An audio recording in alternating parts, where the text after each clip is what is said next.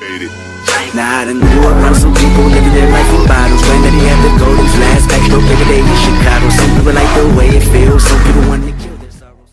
That's Danny. He's gone out with wets on. Yeah. Surely everyone's gone out with wets on. Well, the reason for going out on slicks is to stay out on them and let the track come to you, to understand them. But that's the risk strategy. The sensible strategy would be to go out with wet tyres on, set a banker. This is quite... Well, as the temperature comes down, that's a major... Ooh. I mean, he knows better than most, I've got to say, but that's the kind of risk you might see Marquez take if he had to. I can see this going to slicks late on. The second part of this session might well be slicks. And what he's also done, what Rossi has done, is he really is now the template for everybody. Yeah. Everybody's now looking at Rossi. Every team is now looking at the monitor. If he put... I'm assuming you've got two bikes set up here, a wet bike and a dry bike. Thanks, Susie. Joining me, Keith Ewan, Julian Ryder and Neil Hodgson here in the commentary box for this qualifying two for the front four rows of the grid. And if you were with us just listening to Marc Marquez speaking just a moment ago, we all looked at each other when he said, "I'm still learning," and thought, wow. Yeah, everybody's in trouble if he's still learning. Can you imagine what everyone would have been thinking if they'd been listening down? That's a major... Ooh. I mean, he knows better than most, I've got to say, but that's the kind of risk you might see Marquez take if he had to.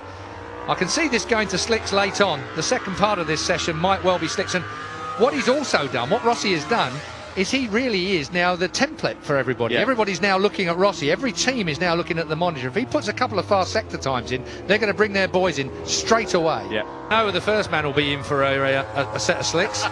That'll be Marquez for sure. What? I'm not the first one? Yeah. Tell you what, there's still spray coming up from parts of this track, though. I know. The risk you run with a slick that's dropping in temperature is fairly scary. When you watch how fast Mark's going, you watch the lean angle, he's got his elbow down with these wet tyres on. One, 56 for Ian One, and this is what you've got to do to make it. Yeah. And that was with. Yeah. That was with that. That's a 53.9. With that. That's coming onto the back straight. I don't know how much time he's lost there. It's got to be a couple of tenths. Yeah. Petrucci's gone 55.7, so 53.9. What a time from Marc Marquez. I can report when that time flashed. For the dry, it's either going to eat its dry tyres if you stick them in. Sorry, wet tyres if you stick them in. Yeah, I'd still want to come in even if I had a dry setting. And put the wets in. Give me the wets, because I know I can go quicker than, I can go 10 seconds quicker than that without thinking about it. Yeah, he's 14 seconds behind Aleix Espargaro. Yeah. The one guy in front of him. Wrong tyres for a performance. Yeah. This man's certainly got the wrong tyres on. What's Valentino doing now? I reckon he's going to keep going. I think you're right. He's going to do a Bradley at Samson, but I don't think he'll be awake yet. What's Danilo got this time? Still a long way off at sector 3. Comes to the end. He's 1.6 off after sector 3. Sector 4 is 1.6 off still. He's closer, but that means... But he's had tyre warmers on. He's going to go out, and you know Marquez is going to push like mad straight away, so they won't lose. No, he's going to push like mad straight away. I don't want to watch this. He's got 1.6 seconds on them. Yeah. So now he wants to make it 2.6. Is this where he loses the World Championship? I'll behave. No, I'm being totally serious about... No, that is a very good question. Maximum risk. We're talking about maximum risk. Yes, it is. Middle of the front row for Paul Espargaro. KTM. 3 minutes left. I thought there was going to be a European bike, apart from Ducati. The Aprilia and Aleix Espargaro were going to be the that was a lap from... But he was on half working through that lap. Back with Marc Marquez. 2 KTM's going to qualify in the top. This is the closing minute and a half. This looks rapid. Nice and neat from Johan Zarco. The transition from side to side. It's hard to make it from side to side there. Bit of a wheelie. Front row, surely. 53.4. Turn 11. And that was great. Through there. He has done. He's on to turn 12 now. 2 more to go.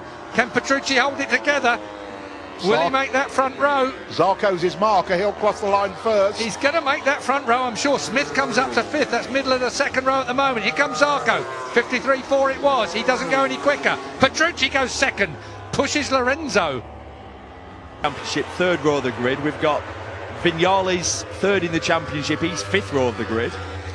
And we have Marquez has been lucky there, He has, actually. he really has. Things we rarely say, actually, about him. He's been very, very lucky. That's in to stay on the front row. And we have satellite bikes first and second. A satellite Yamaha leads a satellite Ducati. Steve Blackburn there picking up some. Well, what a glorious mess of a session that really was. Talk about double jeopardy throughout. Some quite incredible decisions made. I don't know really what can I do different, but this kind of conditions are really good. When it was wet all the weekend, but really quite a lot of water on the track. And I was feeling good. We grew up a lot with the team. We improved a lot.